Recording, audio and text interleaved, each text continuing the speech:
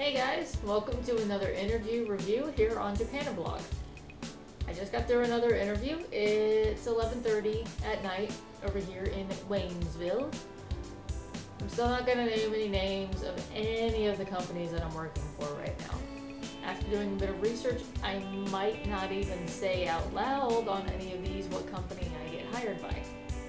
We'll just have to see what happens and what legality issues are going to be. Obviously, this interview, it went good. It was long.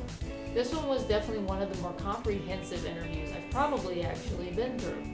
So it started off really good, asking my name, asking some of my history, what I've done for teaching, where I've been teaching, things like that. Obviously, I don't have any formal classroom experiences except for the couple of times I've taught college students how to, design a website.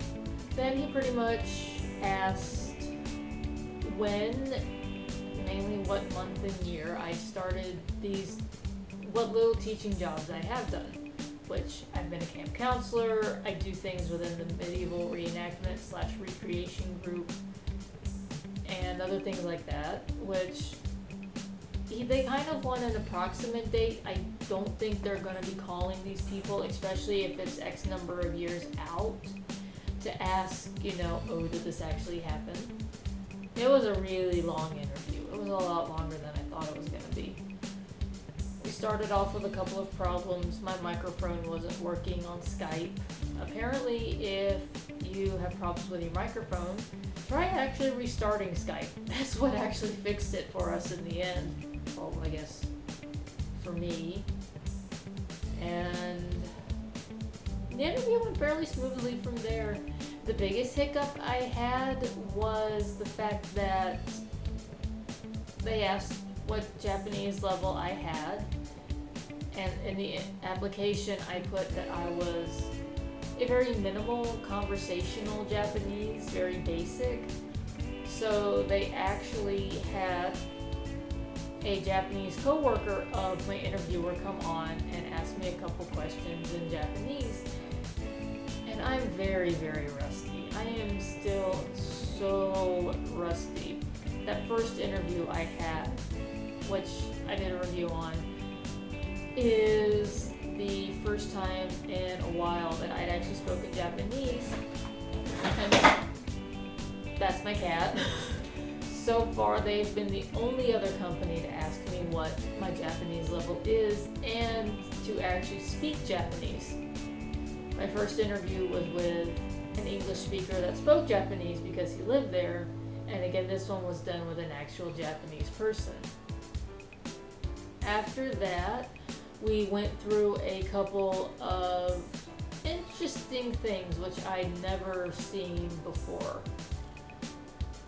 We had to actually make a lesson plan, which apparently my lesson plan was a little too complicated for 7 and 8-year-old Japanese people to understand. These are kids. I thought it was very basic because they said you could be animated and do things, and I swear somewhere, Kyle can swear behind this too, that I wasn't allowed to bring note cards in. And I chose the emotions happy, excited, and sad. And what I did was, I did the facial expressions, like if I was happy or if I was sad, and I thought it went well. Other than that, the biggest thing was, I think that was the most complicated part.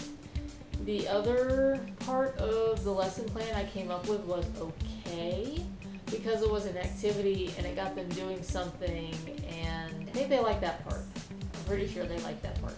But I mean, obviously, be open to criticism if you have this type of an interview set up, because they're there to help you so you can teach the students better.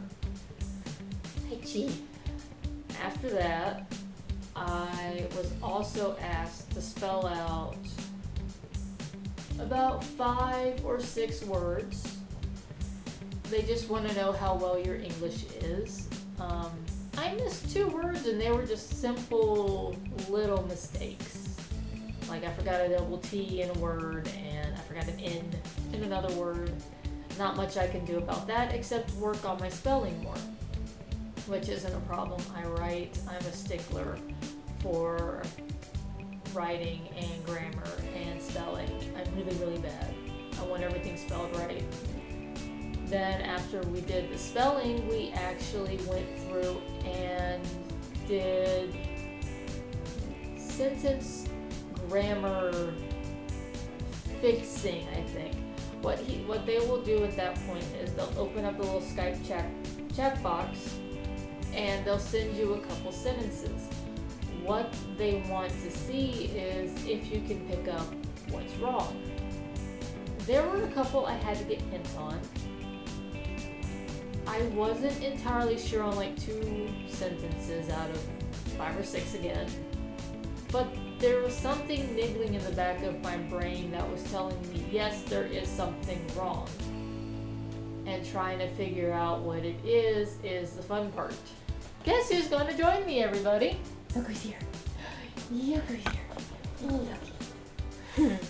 No, Dirk was not actually part of the interview. That would have been fun. So I did the sentences, and then he sent me a short story. He sent me a short story that I was to read to him. I read a little too fast. Obviously, very much slow down how you read or speak anything back, especially if you're teaching really young students who don't have very much English experience, which isn't hard. I think you're sitting down. And the only reason why I think I spoke/read everything too fast was I'm not a speed reader per se, but I'm a fairly quick reader, and my brain was obviously going too fast. I've got to work on slowing things down. If that ends up being a problem, take a book you're reading, I guess, and try reading it out loud. I'm probably going to try and start doing that so I can slow my brain down a little bit. I think another reason why my brain was moving too fast was the time I spent as a table games dealer. You have to move because they want you to keep a certain time, and they want you to get through 6 decks in X number of minutes, which you get faster and faster as you do it. And I think that's one of the problems I had with that. The only other things then they ask are, do you have any illnesses or any physical ailments that might cause you to not be able to teach or do things with the students, especially if you're with younger students? I don't know, I've never mentioned this before here, but I've broken my leg, which led to a dislocation of my left knee many, many years after the fact. So obviously my knee becomes a problem because it was my left leg. So my exterior ligaments are too tight. My interior ligaments are too loose. I've also messed up my back a bit. But I mean, that's stuff that I've learned to deal with. I can still do activities with kids. I'm not the fastest runner. I can run. So that's another thing they asked. What else? Then they asked about how do you feel about living in a company apartment? And I feel like that might be an option for a little while, or at least the first year, while Kyle and I get settled. I'm not sure yet. We've got a lot of stuff to figure out. Once we figure out where I'm going to be working, and then Kyle getting over there, and then getting the cats, then we'll figure that out later. We'll keep you updated. The other option is guest house, which obviously is going to be a problem for the cats. So we might end up eating out of pocket and, getting an apartment right away. But we'll just have to figure things out because we need a pet-friendly apartment. We're not leaving our cats behind. Anybody with pets will feel the same way. When it comes to things like cell phones, because they will want to contact you if there's ever a problem, they're not gonna hold your hand and lead you through, cell phone buying process or the cell phone purchasing process, but they are there as an assistant. It's also going to be the same way if you need to open a bank. My interviewer actually, when he got there, oh gosh, he said 7 years at one point, so it's been 7+ years since he got there. They did not help him set up a bank account. And he actually came up with a sheet that would tell you how to open up a bank account, which is obviously very, very grateful. And again, if you need to, you can call them, especially if you for some odd reason can't find an English speaker. And obviously, if you go into a store, you can probably walk up to the counter and show them your national card, which you'll get once you're in Japan. And you can say, Ego o hanasemasu ka? Which you're essentially asking, does anyone speak English? Or do you speak English? And they should be able to figure that out from there. But we'll do separate videos on both of those so we can help all of you guys figure that out when you get here. Again, another interview down. I have got more interviews right now in the process, and I've only heard 2 no's out of 10 jobs, and the fact that I've still got this many interviews is pretty good. So we'll keep you up to date more on how things are going, and Kyle will probably start doing his own interview reviews here shortly. So we'll keep y'all up to date.